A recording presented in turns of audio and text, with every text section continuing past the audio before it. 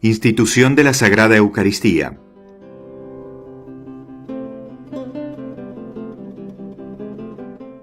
Según indicaciones de nuestro Señor, el sirviente principal volvió a disponer de nuevo la mesa, que habían retirado un poco.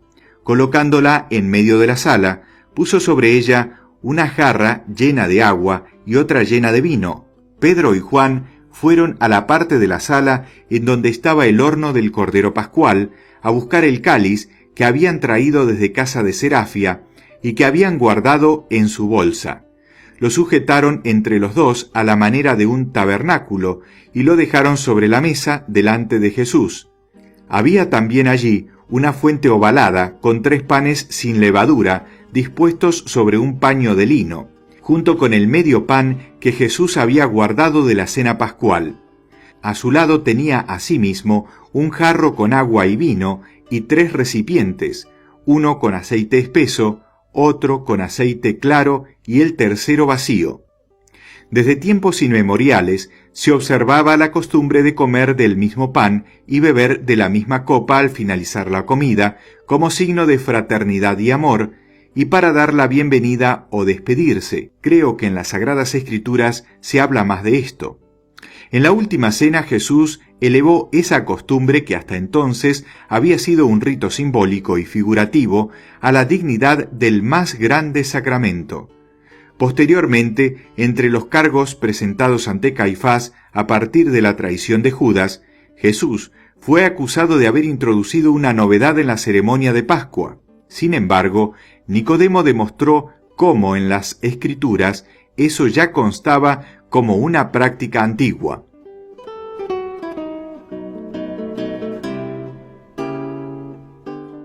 Jesús se encontraba entre Pedro y Juan, las puertas estaban cerradas, y todo tenía un aire misterioso y solemne.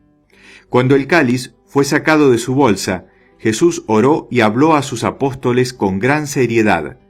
Yo vi a Jesús explicándoles el significado de la cena y toda la ceremonia, y me hizo pensar en un sacerdote enseñando a otros a decir misa.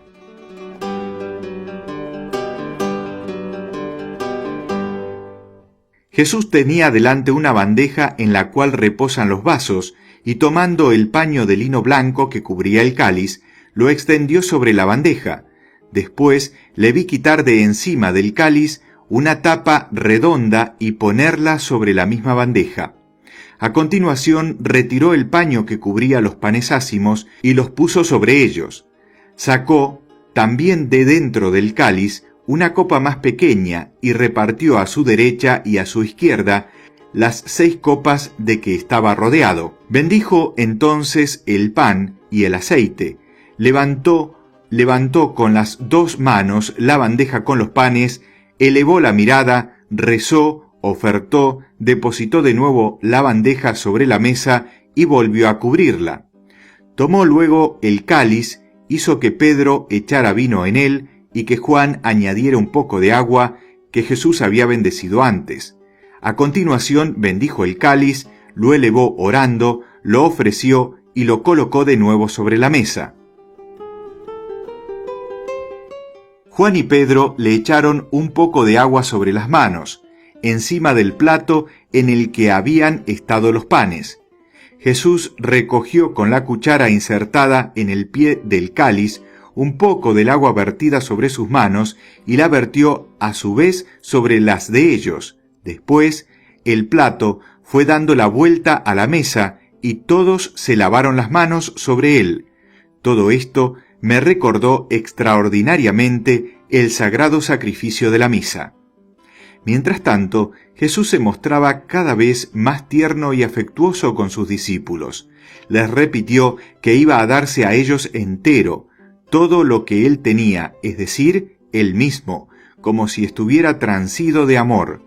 Le vi volverse transparente hasta parecer una sombra luminosa. Partió el pan en varios trozos y los dejó sobre la bandeja. Agarró un poco del primer pedazo y lo echó en el cáliz. En el momento en que hizo eso, Me pareció ver a la Santísima Virgen recibiendo el sacramento espiritualmente, aún no estando presente. No sé cómo, pero me pareció verla entrar caminando sin tocar el suelo y llegar hasta donde estaba nuestro Señor para recibir de él la Sagrada Eucaristía. Después ya no la vi más. Aquella mañana en Betania, Jesús le había dicho que celebraría la Pascua con ella en espíritu, y le había indicado la hora en que debía ponerse a orar para recibir la Eucaristía. Jesús rezó y les enseñó aún unas cuantas cosas más. Sus palabras salían de su boca como un fuego luminoso, y como tal entraban en los apóstoles, en todos excepto en Judas. Cogió la bandeja con los trozos de pan y dijo: «Tomad y comed, este es mi cuerpo, que será entregado por vosotros». Extendió la mano derecha en señal de bendición, y mientras lo hacía, todo él resplandecía. Sus palabras eran luminosas, y el pan entraba en la boca de los apóstoles como una sustancia brillante. Yo vi cómo la luz penetraba en todos ellos. Solo Judas permanecía en tinieblas. Jesús ofreció primero el pan a Pedro, después a Juan, y a continuación hizo señas a Judas para que se acercara.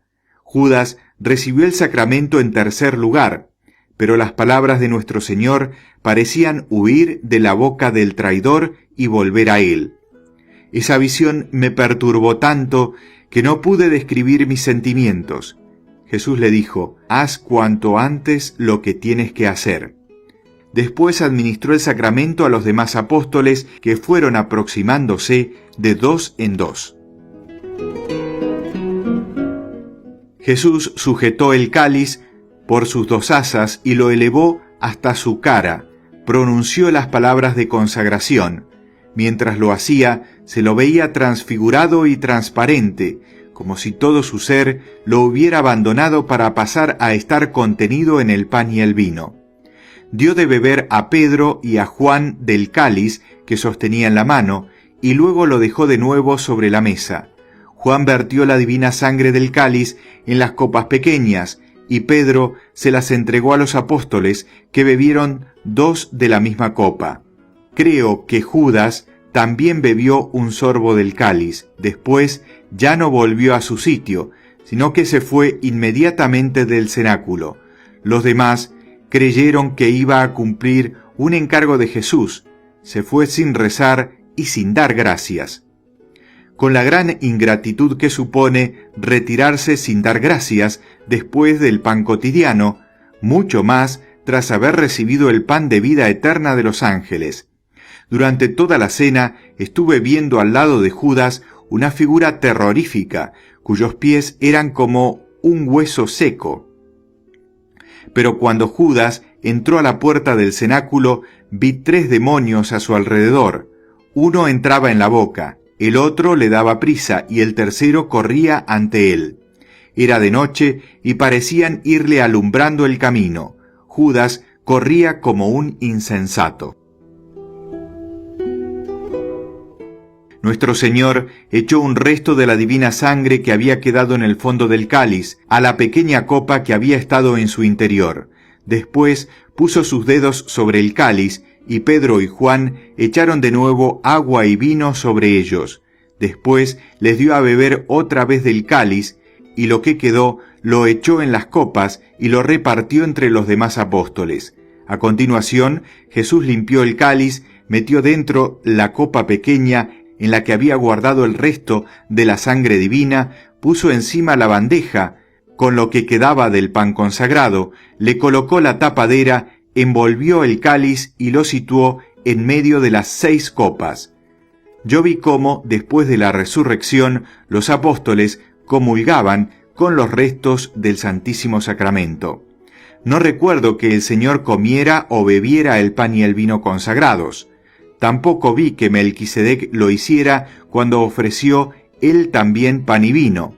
Pero sé que los sacerdotes participan del sacramento, aunque Jesús no lo hiciera.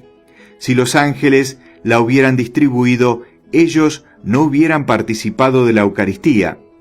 pero si los sacerdotes no participaran, lo que queda de la Eucaristía se perdería, así que lo hacen para preservarla.